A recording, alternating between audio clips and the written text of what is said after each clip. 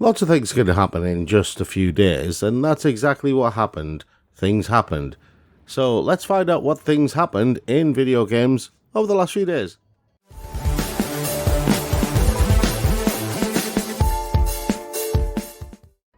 I am Rob, and welcome to News Trash here on the Geek Show, your regular look at the more interesting things that have happened in the world of video games over the last few days.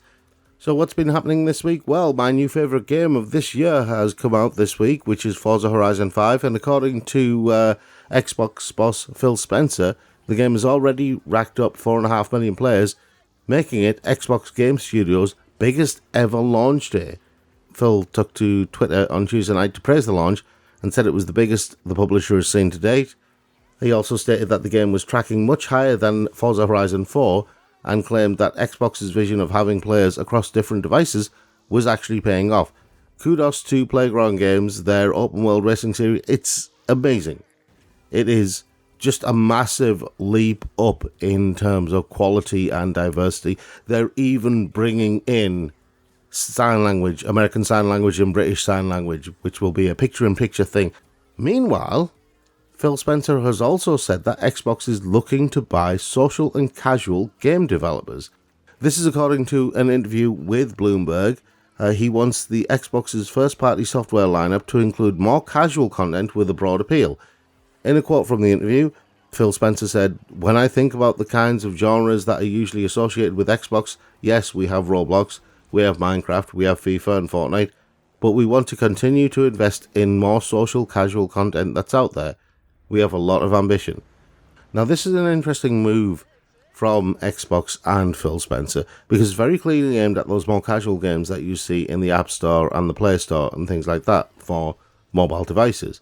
And since Game Pass allows you to have xCloud, and you can also download games using Game Pass to your device, then theoretically it means that your device has another App Store. Am I thinking too much about this? Maybe I am, maybe I'm not, I don't know. We'll see where this goes. Anyway, Sony, on the other hand, have launched their PlayStation Direct stores in Germany and the UK, and they'll launch others in European countries soon. Sony unveiled plans to launch the PlayStation Direct stores in Europe back in May. Obviously, various things have happened in the world that have prevented things going according to plan, but now those stores are open and they will allow consumers to buy hardware, peripherals and games directly from Sony. In other news, one of the stories that's been trending over the last few days is the unfortunate delay to the newest expansion of Final Fantasy XIV. The Endwalker expansion has been delayed for 2 weeks, and it's going to be released on December the 7th now. This was announced in a live stream by producer and director Naoki Yoshida, and he has apologized profusely on the live stream and also in a note to players. He's blamed it on his own selfishness and accepted full responsibility for it. He has basically been pushing for the game to be improved in certain ways, hence the delay. It's unfortunate because a lot of people have taken time off, and I think that's the main reason why he's apologized the way he has, is because he's fully aware that a lot of people who have taken time off work to immerse themselves in the expansion will not be able to change their time off, especially not around this time of year. Hence his apology. And it's nice to see people in the video games industry accepting the reality of the consumer's situations.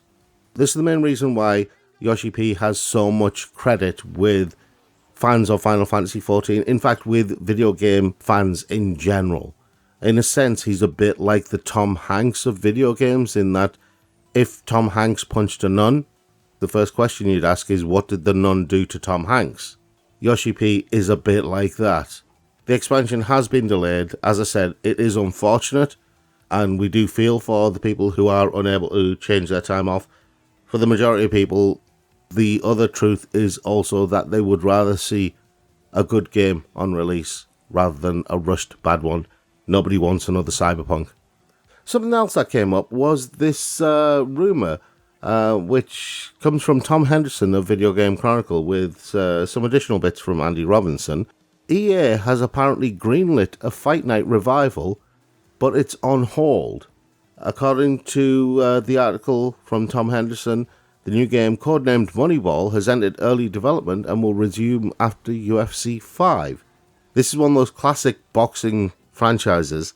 It's basically put itself into the realm of simulation rather than actual sport. So it's not your standard fighting game. It's not like Street Fighter or something like that. It's basically the difference between Gran Turismo or Forza Motorsport and Mario Kart. That's about as clear as I can make it. In a studio-wide email seen by Video Game Chronicle, EA Canada has told staff apparently that their focus would be on EA Sports UFC 5 for the foreseeable future. The email then explained that strong marketplace competition had made it challenging to staff up for Fight Night, which was intended to enter production alongside UFC, and that it did not want to split its senior creatives between two fighting game projects. Thus, the decision had been made to pause Fight Night's development for the time being to ensure that UFC will be delivered at high quality, which is fair enough. If you run out of boxing games and you do want to try out an interesting boxing game, then you can always try Victorious Boxers. There are 3 games, 1 on the Wii and 2 on the PS2, if I remember rightly. And the interesting things about them is that they're based on the long-running boxing manga series called Hajime no Ippo, and that they don't have health bars. You have to gauge your opponent's situation by eye, just like you do in a real fight. So what else happened over the last few days? Well, a few other things. DRM was back in the news with Denuvo, which is another piece of technology. It's from Denuvo Software Solutions. Apparently, and this is something that was caused by a complete fluke, allegedly, a Denuvo domain was unreachable on Sunday afternoon. The problem was fixed after they got notified from their automatic system control. But for a certain period of time, players could not play games like Guardians of the Galaxy, Football Manager 2022, and various other older titles like Wolfenstein Youngblood, Mortal Kombat 11, and a whole host of other games. Moving on, Konami are also back in the news with a weird thing that's happened. They've apparently removed Metal Gear Solid 2 and Metal Gear Solid 3 from PlayStation 3, PlayStation Vita, Xbox 360 and Nintendo DS platforms, as well as online stores GOG and Nvidia Shield. They've not said how long the titles are going to be unavailable for, but apparently they are working on renewing the licenses for historical footage used in the game. In a statement, Konami have said, "We sincerely ask for your patience and understanding as we work towards making these products available for purchase once again." And that's basically all they've said on the matter. Now, there are reports that Konami are working on new additions to the Metal Gear franchise and the Castlevania franchise. Is this connected to that? I don't know. It's too early to say. It may just be a coincidence. Maybe the internet is reading more into it than it actually is. Mountain out of a molehill? Possibly. We'll keep an eye on it though, just in case that mountain turns out to be a volcano. Anyway, our final story, and this one's a bit of an odd one. There's a small indie developer called Q Games, and they recently recovered the rights from Sony for a free-to-play game that they were making called The Tomorrow Children. Now, it was released as a PS4 exclusive back in October 2016. And it lasted a little bit over a year before Sony shut its servers down in November 2017.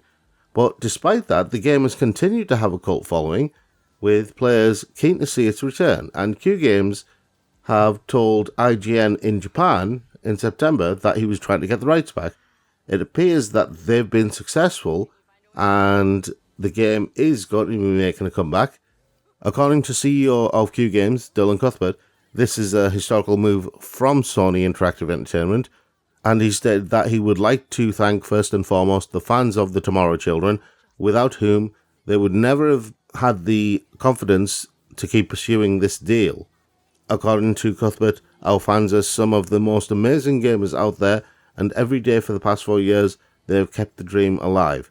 I think the happiest thing about this decision is imagining the enjoyment those fans will feel as they re-enter the crazy, post-apocalyptic, neo-Soviet world of The Tomorrow Children. All I will say to that is that it's remarkable how much fans can affect the developers, especially the die-hard fans. Because isn't what's happened here exactly what happened with the first version of Final Fantasy XIV?